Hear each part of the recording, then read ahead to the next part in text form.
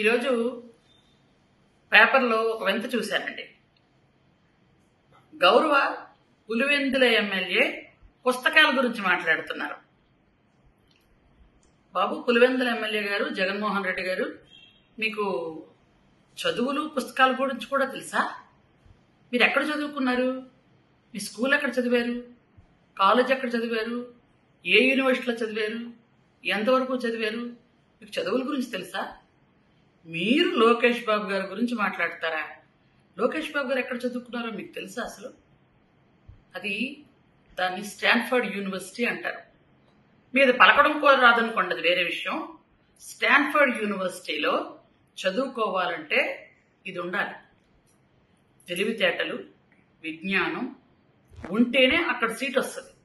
డబ్బులు ఇచ్చి కొనుక్కున్నది కాదు అది. అక్కడ చదువుకొని వచ్చినటువంటి ఒక ఉన్నతమైన భావాలు ఉన్నటువంటి వ్యక్తి ఆయన తీసుకున్న నిర్ణయానికి మీరు మాట్లాడుతున్నారా? మీరు రాత్రిపూట ఆత్మలతో మాట్లాడి తీసుకున్న నిర్ణయాలు కాదు ఇవి. పూర్తిగా నిపుణులతో మాట్లాడి నిర్ణయాలు తీసుకునే శక్తి, సామర్థ్యం మా లోకేష్ బాబు గారికి ఉన్నాయి. ఆయన ఎవరు కొడుకు? అసలు పని అంటే ఏమిటి, అభివృద్ధి అంటే ఏంటి, సంక్షేమం అంటే ఏంటి అని తెలిసినటువంటి చంద్రబాబు నాయుడు గారి అబ్బాయి.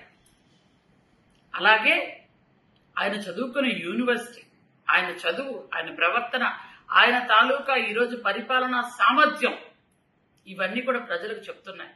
మీరేమో పరిపాలన గురించి, చదువుల గురించి, సామర్థ్యాల గురించి మాట్లాడకండి. అందరికీ జోక్గా ఉంది అది. మీరేం చదువుకున్నారో మీకు తెలీదు, మాకు తెలీదు, ఎవరికీ తెలీదు. మీరేమో చదువు గురించి మాట్లాడుతున్నారు. అసలు సిబిఎస్ఈ సిలబస్, స్టేట్ సిలబస్ అంటే మీకు తెలుసా? అసలు స్టేట్ సిలబస్, సెంట్రల్ సిలబస్ అసలు తేడా తెలుసా మీకు? కాబట్టి మీకు తేడా తెలియని వాటి గురించి ఎక్కువగా మాట్లాడకండి. మీరు ఏదో ప్రశాంతంగా రాత్రిపూట ఆత్మల గురించి మాట్లాడుకోవడం, ఏదో లండన్ నుంచి మీకు వచ్చిన మందుల గురించి మాట్లాడుకోండి.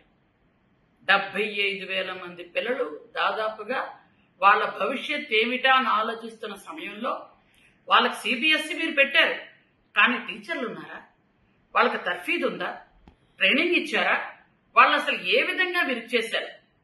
అందుకనే నిపుణులతో ఒక కమిటీ వేసి వాళ్లతో మాట్లాడి ఈ నిర్ణయాలు తీసుకున్నారు. వాళ్ళంతా 75,000 మంది కూడా 75,000 మంది విద్యార్థులకు ఈ సంవత్సరం పరీక్షలు రాసే అవకాశం కల్పించారు ఆయన. కానీ మీరు ఏదో ఒకటి మాట్లాడతారు. నిజంగా మీకు విద్య మీద, పుస్తకాల మీద, చదువు మీద శ్రద్ధ ఉంటే గత కాలంలో మీరు ఏం చేశారు గుర్తుందా? మీకు మతిమరుపు కదా, మీకు తెలియదు, నేనే చెప్తాను వినండి. మారుమూల గ్రామాలలో స్కూల్స్ ఎందుకు మీరు క్లోజ్ చేశారు? గిరిజన గ్రామాల్లో స్కూల్ని ఎందుకు పూర్తిగా మూసేశారు? వేలాది మంది పిల్లలు డ్రాప్ అవుట్స్ అయిపోయి ఈరోజు ఏం చేయాలో తెలియని పరిస్థితిలో ఉన్నారు. 2 కిలోమీటర్లు 3 కిలోమీటర్లు నడిస్తే గాని ఇంకొక స్కూల్ రాదు. అలాంటి పరిస్థితిలో చాలా మంది పిల్లలు స్కూల్ మానేసి ఉండిపోయారు. ముఖ్యంగా మా గిరిజనులు పిల్లలు 3 కిలోమీటర్లు నడవాలంటే పొలం గట్ల మీద నుంచి, అడవుల మీద నుంచి, కొండల గుట్టల మీద నుంచి నడవాలి. అలాంటి పరిస్థితి ఉందని మేమంతా రిక్వెస్ట్ చేసినా, ధర్నాలు చేసినా కనీసం మీరు కన్నెత్తేనే చూడలేదే. అలాంటి మీరు కూడా పాఠశాలల గురించి, చదువుల గురించి మాట్లాడుతున్నారు అంటే ఏమనాలి అసలు? మీరు ప్రశాంతంగా ఆత్మలతో మాట్లాడుకోండి, అనవసరంగా మనుషులతో మాట్లాడకండి.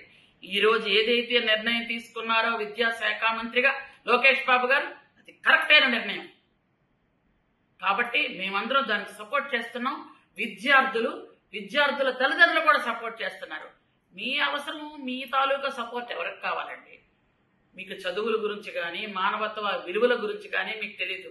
మీకు తెలిసింది ఒక్కటే, ప్రతి మనిషిని కామెంట్ చేయడం, వాళ్ళని జైల్లో పెట్టించడం, వాళ్ళని అవమానపరచడం, ఇవి తప్ప నీ బ్రతుకేమీ తెలియదు.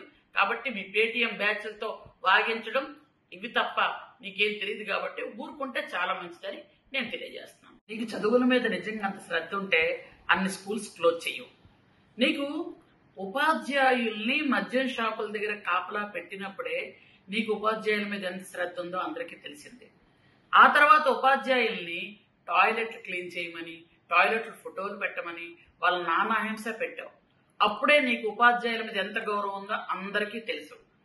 టీచర్లని ఈ విధంగా హింసించావు, స్కూల్స్ క్లోజ్ చేసి పిల్లల్ని ఈ విధంగా హింసించావు. నువ్వేమో చదువుల గురించి, టీచర్ల గురించి, విద్యార్థుల గురించి మాట్లాడుతున్నావే. అసలు నీకు చదువు మీద శ్రద్ధ గాని, అసలు నువ్వు ఫస్ట్ క్లాస్ స్టూడెంటే కదా, నీకు అందరూ చెప్పాలా చెప్పు. ఎందుకంటే ఎప్పుడు ఖాళీ ఉంటే అప్పుడు ఒక వీడియో తీసి బయట పెట్టే పరిస్థితి ఎప్పుడు తెచ్చుకోకు. నువ్వు నిజంగా నిబద్ధత ఉంటే బుద్ధి జ్ఞానంతో ప్రవర్తించాలో ఆలోచించుకొని మెలిగితే చాలా మంచిది.